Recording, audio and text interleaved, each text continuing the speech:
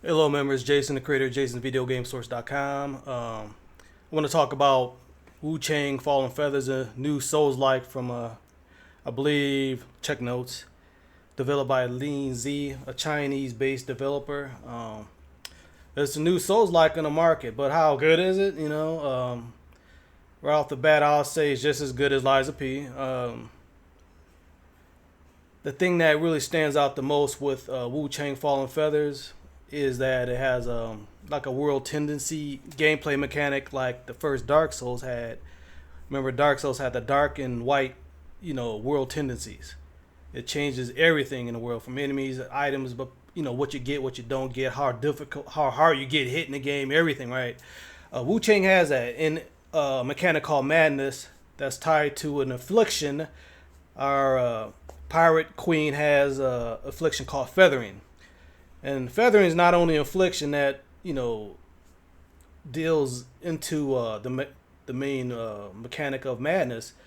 It's also does a couple things like it changes how she looks, her eyes and everything. She gets red markings on her and everything, so you could tell when you get feathering and when enemies are feathering and whatnot, because it all plays into madness.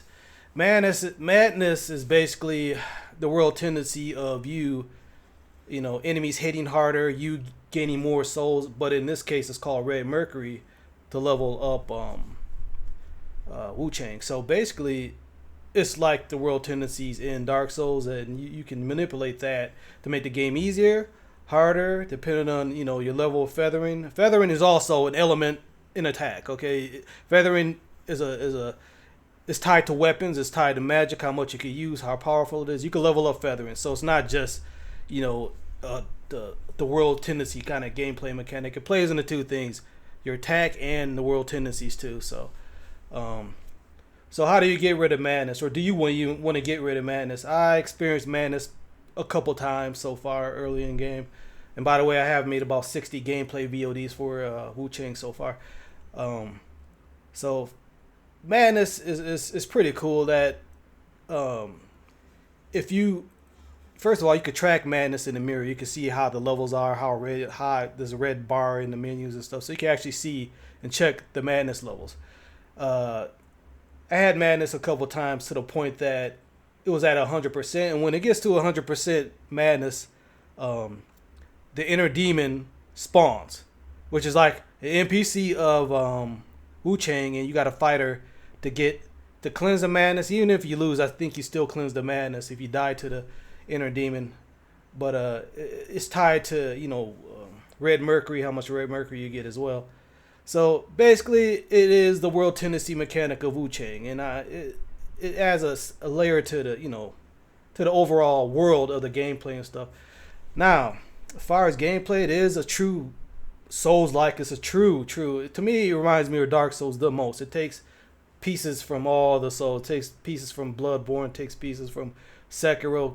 Takes pieces from Liza P. There's little gameplay mechanics that this game takes away from everything. I would say at this point, the most negative thing I could say about the Wu Chang Fallen Feathers is the technical aspect of it. It doesn't run that stable in performance on the Xbox Series X that I'm playing on via Game Pass. So the game, it looks good, but it doesn't run great.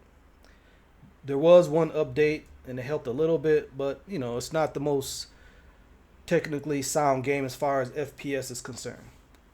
Like I will put Lies of P ahead of it from a technical standpoint.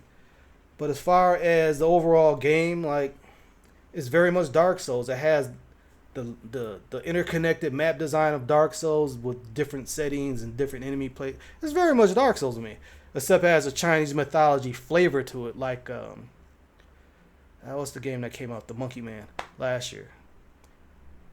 Black Myth Wukong. The settings like that kind of, with the enemies, the way they look and stuff, variety. I like that because it's not always the same dark fantasy medieval shit that we got with From Software, which I like too, but it gets tiring. So the setting, I like the setting. Technical does have issues. Weapons, you get like 5 different weapons, I believe. You get dual blades, you get a two-handed sword, one-handed sword, which is what I'm running for a mage build, magic build, because the magic stats are basically tied to the one-handed blade, and it makes the gaming a lot easier. Trust me. Like the bosses, and the bosses are pretty difficult. You know, you're gonna run into some tough bosses in this game. Very much Dark Souls-ish.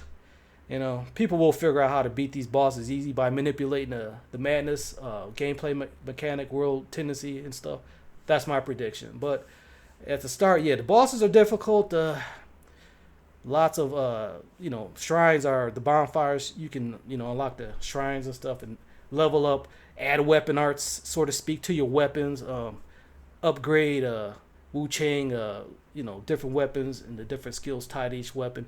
Level up feathering, level up vitality, magic, agility, the basic stuff.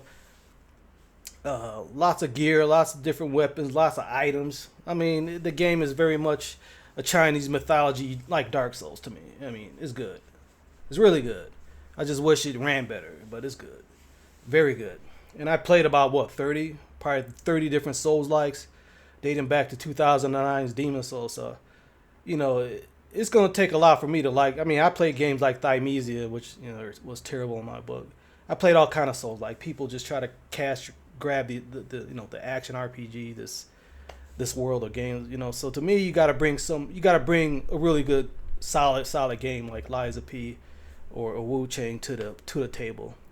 And no, the game is not like Black Myth Wukong. Black Myth Wukong to me is more like a action set piece, action adventure, Devil May Cry. Wu Chang is Dark Souls. Okay, so that if Dark Souls is your jam, this is the game for you. Visually, at times it could look really good. The music and everything is really sets the mood and everything. There's lots of collectibles. There's lots of NPCs. Lots of hubs too. Like early in the game, you go to one, you unlock a shrine, you unlock another shrine, you meet NPCs, different NPCs, and there's even a boss in a shrine like the hub. These are like hubs in Dark Souls. In Dark Souls, the Souls like you only have like one main hub usually. In this game, it seems like the hubs kind of move as you progress through the game, and they have NPCs with their own missions, storylines, and quests and stuff. So yeah, I mean it's solid so far. And far as I think her name is Bai Wu Chang, she is kind of an enigma at this point. Like you really don't know what's going on with her. She has amnesia at this point. She's a pirate looking for her sister. That's early, very early in game. And that's all you're gonna get at this point. So yeah, I like it a lot. I mean, at this point, it's very solid. I just wish it ran a little better on the Xbox Series X. And I heard there's a lot of issues with the PC. I'm not sure if that's still going on or not. But if you want to play this on PC, which you probably should, make sure everything's smoothed out. Updates and everything, because it. Last I heard on Steam, it had a negative rating. So. But me, playing on Xbox Series X, I mean, it's great. It's a great game. It's really good. There's a lot of little nooks and crannies and things to explore and everything, and lots of world building. The maps are really good. The maps really, really remind me of Dark Souls the more I play of it, like the first Dark Souls. And yeah, it's challenging at times. It's you got the door NPC sequences like in Bloodborne. No, I mean, it's good. It's good. Trying to think of something else here.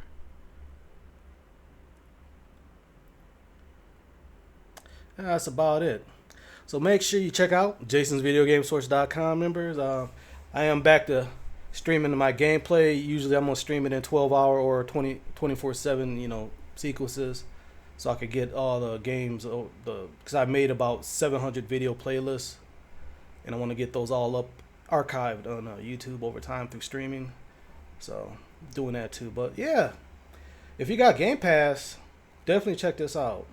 Even if you don't have Game Pass, and you got a PlayStation 5, I would still buy this game if you're into Dark Souls.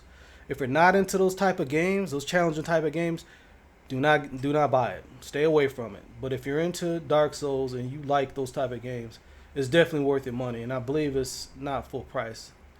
Don't quote me on that, but I'm not sure if it's full price or not. Like, what's full price these days? $69.99 or some shit. But yeah, check it out. And members, thank you for subscribing and watching. And also check out my brother streaming. He does a lot of streaming. He's got affiliated on Twitch, by the way. Bobby Vegas Gaming, at Bobby Vegas Gaming. But that's about it. That's about it for my off the cuff impressions for Wuchang Fallen Feathers. Peace.